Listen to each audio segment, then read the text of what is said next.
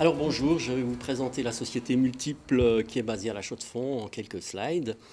Voici, voici quelques exemples de travaux réalisés: électroménager, machine-outils, machine à café, appareils de mesure. Un panel de nos clients dont certains nous font l'honneur de fidélité depuis plusieurs années. Le team Multiple, 25 personnes à votre disposition avec ses compétences diverses et complémentaires pour répondre au mieux à tous vos besoins. Notre cœur de métier, le design bien sûr, recherche formelle, brainstorming, prospectif, design thinking, l'ingénierie qui est une réponse en interne en échange entre les designers et nos ingénieurs, mais aussi en lien avec nos clients et avec les ingénieurs de nos clients. Le UI UX design, l'ergonomie, développement, réflexion, regard aussi sur l'éco-conception, développement, compréhension des interfaces utilisateurs. Et nos magiciens de rendu 3D qui vont réaliser nos images de synthèse pour vos projets. Et compléter avec le prototypage, réalisation de volumes d'évaluation jusqu'au prototype de haute qualité. Pour compléter nos ressources, nous avons évidemment autour de nous un certain nombre de sous-traitants, que ce soit des écoles, que ce soit des universités, qui nous permettent de répondre au mieux à notre clientèle et aux besoins en fonction des situations. Une des choses qui, pour nous, est évidemment fondamentale, qui est au cœur de nos réflexions, c'est l'utilisateur. Bien sûr, il y a des attentes de marché, il y a des contraintes techniques, il y a des aspects esthétiques.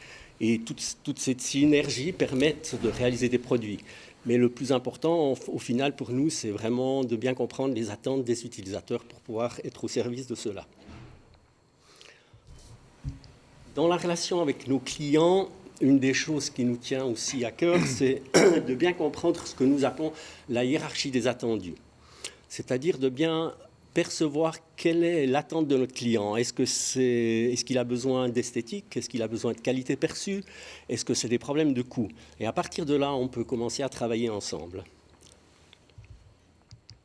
Un des points forts, selon nous, de notre société, c'est cette synergie entre designers et ingénieurs. C'est pour nous la garantie et le respect de l'intention jusqu'au produit industriel. Et c'est ce bon échange qui permet de vraiment aller jusqu'au bout du produit et de bien comprendre aussi vos intentions et vos besoins en tant que client.